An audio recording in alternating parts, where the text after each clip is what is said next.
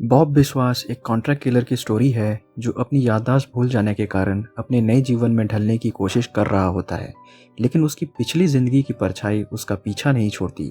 इस फिल्म में एक ब्लू नाम के ड्रग को दिखाया जाता है जिसकी सप्लाई उस्ताद नाम का स्मगलर किया करता है। ब्लू की डिमांड स्टूडेंट्स के बीच बढ़ती जा रही थी क्योंकि जो भी स्टूडेंट इस ड्रग को यूज़ करता था उसकी कॉन्सेंट्रेशन पावर बहुत बढ़ जाती थी और वो बहुत अच्छे मार्क्स से पास हो जाता था। लेकिन इस ड्रग के इस्तेमाल से स्टूडेंट्स को इनकी लत लग जाती थी और उनकी तबीयत ख़राब होने लगती थी। बॉब अपनी याददाश्त 8 साल कोमा में रहने के कारण खो चुका था, लेकिन कोमा से बाहर आने के कारण उसे हॉस्पिटल से डिस्चार्ज दे दिया जाता है। बॉब को लेने उसकी वाइफ मैरी और उसका बेटा बेनी आए हुए थे। वहीं हॉस्पिटल के बाहर जीशू और खरज बॉब के ऊपर नज़र रख रहे होते हैं। ये दोनों पुलिस की स्पेशल ब्रांच में काम करते थे और पुलिस कमिश्नर शेखर को रिपोर्ट करते थे। बॉब और उसकी फैमिली घर जाने से पहले चर्च जाते हैं। वहाँ बॉब की मुलाकात फादर से होती है। फादर उससे पहले की तरह उनसे और डेविड से मिलने की सलाह देते हैं और नए जीवन को फिर से शुरू करने को कहते हैं। बॉब की एक स्टेप डॉटर भी थी जिसका नाम मिनी होता है, लेकिन बॉब को मिनी के बारे में तब पता चलता है जब वो रात को घर आती है। उस समय बॉब को यह भी पता चलता है कि वो मैरी का दूसरा पति है और मैरी की पहली शादी डेविड से हुई थी जो मिनी के पापा थे। मिनी मेडिकल एग्ज़ाम्स की तैयारी कर रही होती है, लेकिन उसके मार्क्स बहुत अच्छे ना होने के कारण वो परेशान होती है और अपनी पढ़ाई और तेज़ कर देती है। रोज़ की तरह उनका पड़ोसी रात में गाने गाकर मिनी की पढ़ाई डिस्टर्ब करता है और इससे परेशान होकर मिनी अपने फ्रेंड से खरीदी हुई ब्लू की एक गोली खाकर पढ़ाई करने लगती है। अगले दिन बॉब मैरी के साथ अपने बेटे को स्कूल छोड़ने जाता है, लेकिन घर लौटते वक्त उसे जीशू और खरज अपने कार में बिठाकर एक खाली पुरानी बिल्डिंग ले जाते हैं। वहाँ बॉब को पता चलता है कि उसने कई सारे आदमियों को मारा होता है और जीशू बॉब को ये काम फिर से शुरू करने को कहता है। बॉब के मना करने पर जीशू बॉब को उसकी बीवी और बच्चे की धमकी देकर उसे एक फ़ोन देता है ताकि वो बॉब को बाद में कांटेक्ट कर सके। जब बॉब घर जाता है तब उससे मिलने धोनू आया रहता है जो कि एक स्टॉल में चाउमीन बेचता था। दरअसल बॉब ने धोनू की स्टॉल सेट करने में पहले हेल्प की थी, इसीलिए धोनू उसकी फैमिली को बहुत मानता था और बॉब के वापस आने पर उसका हालचाल पूछता है। उस रात फिर से पड़ोसी के गाने से परेशान होने पर बॉब उससे मिलने जाता है, लेकिन वो पड़ोसी बॉब को तेवर दिखाकर उससे डांट कर भगा देता है। अगली सुबह बॉब अपनी इंश्योरेंस कंपनी वापस से ज्वाइन कर लेता है, लेकिन तभी उससे जीशू का कॉल आता है, लेकिन बॉब जीशू से थोड़ा टाइम मांगता है। रात में बॉब धोनू की स्टॉल पर चाउमीन खा रहा होता है और बॉब दा को परेशान देखकर धोनू उसे कालीदा का कांटेक्ट देता है। अगले दिन जब बॉब कालीदा से मिलता है तो कालीदा उसे एक पैकेट देता है। उस पैकेट को जब बॉब रात में खोलता है तो उससे गन के पार्ट्स निकलते हैं, लेकिन बॉब उन पार्ट्स को सही से फिट कर लेता है जैसे कि वो पहले भी गन असेंबल कर चुका हो और उसके हाथों को याद भी हो।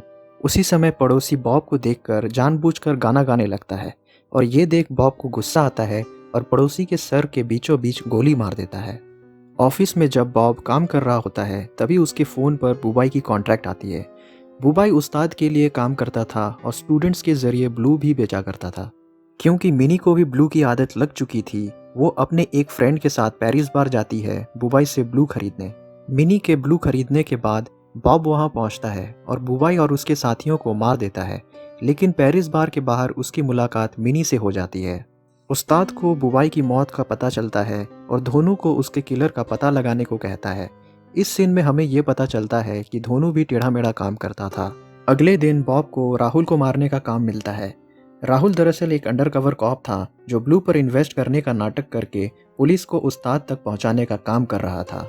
बॉब को अपने टारगेट्स के बारे में कुछ भी पता नहीं रहता था। उसे बस फ़ोन पर जो कहा जाता था वो वही करता था और इसीलिए बॉब बिना कुछ सोचे समझे राहुल और उसके बॉडीगार्ड को मार देता है। राहुल को मारकर जब वो बिल्डिंग से बाहर आता है तब बॉब की नज़र बिल्डिंग के बोर्ड पर जाती है। उसे देखकर बॉब को अपनी पिछली कुछ यादें याद आती हैं। यहाँ हमें ये पता चलता है कि बॉब, मैरी और डेविड एक दूसरे को पहले से ही जानते थे और ये भी कि डेविड को बॉब ने ही मारा था। बॉब अपने पास्ट से परेशान होकर मैरी से दार्जिलिंग या कलिम्पोंग शिफ्ट होने की बात करता है, लेकिन क्योंकि उनके पास पैसे नहीं होते इसीलिए वे जा नहीं सकते थे। वहाँ धोनू कालिदा से पूछताछ करता है, लेकिन कालिदा धोनू को कुछ नहीं बताता। बुबाई की मर्डर केस के सिलसिले में इंस्पेक्टर इंदिरा पेरिस बार जाती है और वहाँ उसे मिनी के बारे में पता चलता है।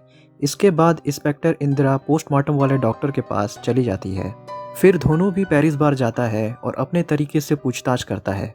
जब इंदिरा डॉक्टर से मिलती है तब उसे पता चलता है कि ब्लू की स्पेसिफिकेशंस एक 20 साल पुराने बैन हुए अटेंशन डेफिशिएंसी के ड्रग से मिलती थी, जो कि न्यू लाइफ फार्मा कंपनी बनाया करती थी। अगली सुबह इंदिरा मिनी से पूछताछ करती है तो उसे पता चलता है कि बॉब भी मर्डर के वक्त पेरिस बार के सामने था। बाद में जब बॉब और उसकी फैमिली डेविड की ग्रेव में फूल चढ़ा रहे होते हैं, तब बॉब को लगता है कि डेविड की ग्रेव से शायद उसे कुछ पता चल सकता है, क्योंकि फादर के कहने के अनुसार वो अक्सर डेविड की ग्रेव विजिट किया करता था। मैरी और मिनी के जाने के बाद बॉब ग्रेव की तलाशी लेता है और उसे वहाँ एक पैकेट मिलता है जिसमें एक ब्रेसलेट, डायरी और एक चाबी मिलती है। बॉब को जो डायरी मिली थी उसमें उसके पिछले सारे कॉन्ट्रैक्ट्स की इन्फॉर्मेशन थी। कब, कौन, किसको और हर काम के पैसे की डिटेल्स उस डायरी में लिखी हुई थी। बॉब ये सब देख ही रहा होता है, तभी इंस्पेक्टर इंदिरा बॉब से मिलने आती है और पूछताछ करते वक्त ब्लू के बारे में बताती है। उसी रात बॉब को एक और टारगेट भेजा जाता है जिसका नाम दुर्गा द्विवेदी होता है। बॉब उसकी लोकेशन पर पहुंचता है, लेकिन इंदिरा वहां पहले से ही मौजूद रहती है, क्योंकि इंदिरा को ये टिप मिली थी कि उसके सीनियर दुर्गा द्विवेदी के नाम की कॉन्ट्रैक्ट इशू हुई है। इंदिरा बॉब को वहां देख लेती है और उससे पूछताछ करने लगती है। हालांकि बॉब क्लाइंट मीटिंग का बहाना बनाता है, लेकिन इंदिरा को बॉब पर शक हो जाता है, लेकिन बिना सबूत के वो बॉब को अरेस्ट नहीं कर सकती थी। इसीलिए इंदिरा बॉब को इनडायरेक्टली कहती है कि उनकी सीनियर ड्रग्स फैलाने वालों से लड़ रही है जो स्टूडेंट्स की जिंदगी बर्बाद करना चाहते हैं। इंदिरा की ये बात सुनकर बॉब को उसके सीनियर दुर्गा को मारने का काम सही नहीं लगता और बॉब वहां से चला जाता है। अगले दिन जीशु और खरज बॉब से टारगेट ना मारने की वजह पूछते हैं, तो बॉब काम कर देने से मना करता है और उन्हें डायरी में लिखी इन्फॉर्मेशन की धमकी देता है। फिर जीशु और खरज उस डायरी की बात पुलिस कमिश्नर शेखर को बता देते हैं। दरअसल पुलिस कमिश्नर शेखर ही मेन आदमी था जो जीशु और खरज को सारी इंस्ट्रक्शंस पास करता था कि किन किन लोगों को मारना है और कॉन्ट्रैक्ट्स इशू करता था। पुलिस कमिश्नर शेखर ऐसा इसीलिए कर रहा था क्योंकि वो उस्ताद को प्रोटेक्शन के बदले उसके ड्रग बिजनेस से पैसा बनाना चाहता था, और इसके लिए उसने उस्ताद से उसके बिजनेस में 50% कमीशन भी मांगता है। और बुबाई के किलर बॉब की फोटो उस्ताद को देकर बॉब से वो डायरी हासिल करने को कहता है। इधर बॉब कालिदा को अपनी गन वापस करने जाता है ताकि वो एक अच्छी जिंदगी की शुरुआत कर सके, और कालिदा से डायरी में मिली चाबी के बारे में पूछता है और कालिदा बॉब को उसकी ट्रंक दिखाता है जिसमें से बॉब को ढेर सारे पैसों का बैग मिलता है। उधर उस्ताद धोनू को बॉब को मारने का काम देता है, लेकिन धोनू के मना करने पर उस्ताद के आदमी उसे मार देते हैं और बॉब के पीछे अपने आदमी भेजते हैं।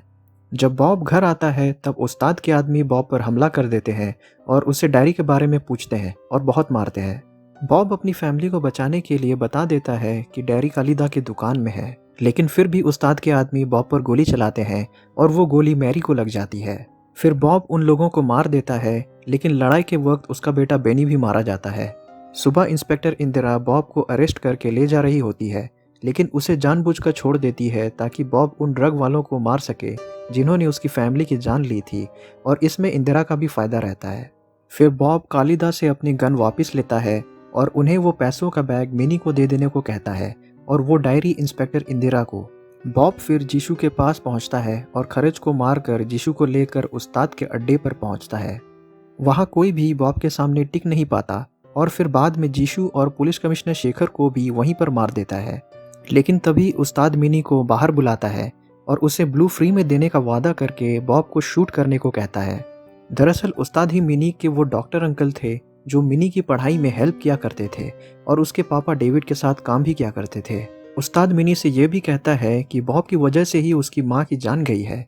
ये सुनते ही मिनी को गुस्सा आता है और वो बॉब पर गोली चला देती है।